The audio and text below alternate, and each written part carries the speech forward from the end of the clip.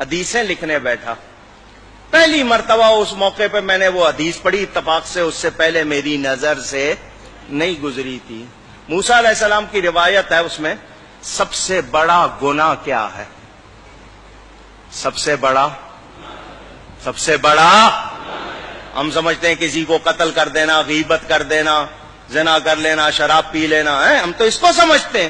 اس حدیث میں تھا سب سے بڑا گناہ یہ ہے ماں باپ بلائیں اور میں کہہ دوں میرے پاس ٹائم نہیں ہے. یہ سب سے بڑا گناہ. اور ہم نے یہ کتنی بار کیا ہوگا؟ ہم تو آرڈر چلاتے، ماں کو کہہ دیں گے صبح اتنے بجے مجھے ناشتہ چاہیے، میرے کپڑے چاہیے، میرے دوست آ رہے ہیں، یہ پکنا چاہیے. ماں یہ نوکر ہے. اگر باپ آپ کی کو کرے تو آپ کہتے تو نے کیا کیا؟ تیرے باپ نے بھی تو تیرے ساتھ کیا تھا. یوں آگے بات کرتے. یہ گھروں میں خرابیاں اسی لیے آئی ہیں کہ تربیت، پہلے جوائنٹ فیملی گھر مل کے رہتے تھے، دادا دادی نانا نانی سکھاتے تھے. اب الگ رہنا سکھانے والا ہو گیا ٹی وی کیبل. کیا سیکھو گے؟ ماں باپ جیسی کوئی نعمت اگر ناراض کیا ہے تو کبھی کامیاب نہیں ہوو گے. اکثر لوگ آتے ہیں مولانا صاحب بندش ہو گئی، کاروبار نہیں چل رہا. میں کہا جاؤ ماں باپ کو راضی کرو، اور جن کے ماں باپ دعائیں کرنے والے ہوں وہ کبھی پیچھے نہیں رہتے. وہ کبھی پیچھے، اگر ان کو ناراض کیا ان کو نیکی کر کے ان کو راضی کرو، دیکھو کاروبار چمک اٹھے گا. لیکن آپ ان کو ناراض کر کے سمجھ رہے ہو نہیں میں نے صحیح کیا تھا، پھر کچھ ملنے والا نہیں. حضور صلی اللہ علیہ وسلم کا ارشاد بیہقی شریف میں حدیث موجود، فرمایا میں عشاء کی نماز پڑھ رہا ہوتا، میری ماں میرا نام لے کر بلاتی، میں نماز چھوڑ کر ماں کے پاس جاتا. کتنا بڑا پیغام میرے آپ کے لیے. موسیٰ علیہ السلام مزاج میں تیزی تھی، اونچی بول لیتے تھے. جب جاتے تھے کوہ طور پر کلام کرنے، ماں پیچھے مصلی بچھا لیتی تھی. یا اللہ میرے موسیٰ کے مزاج میں تیزی ہے، بات کرتے ہوئے آواز اونچی ہو جائے تو معاف کر دینا.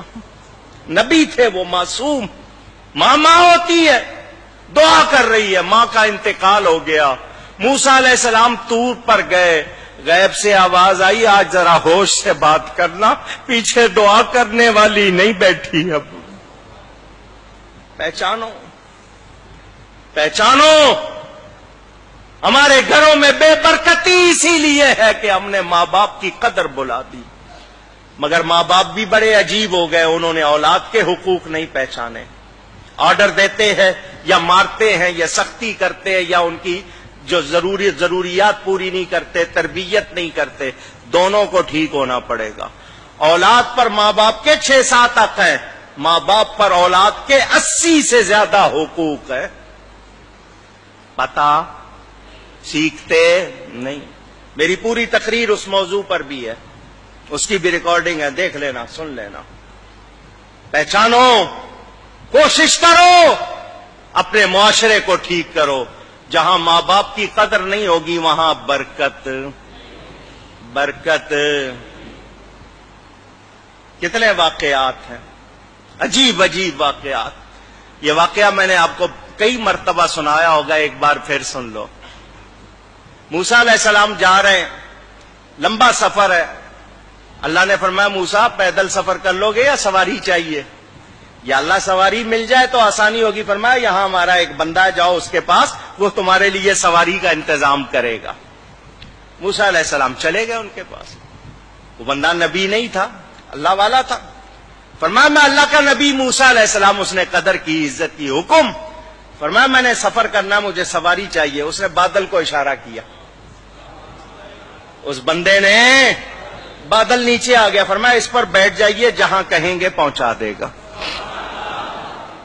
موسیٰ علیہ السلام نبی ہیں، نبی کے ذریعے اس کی شان دکھانی تھی اللہ نے، نبی کی زبان سے لوگوں کو پتا چلے.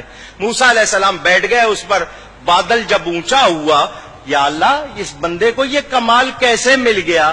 اللہ نے فرمایا موسیٰ اس نے اپنی ماں کی بڑی خدمت کی، اپنی ماں کی بڑی خدمت کی، اس کی ماں نے ایک دعا دی تھی، اس کی ماں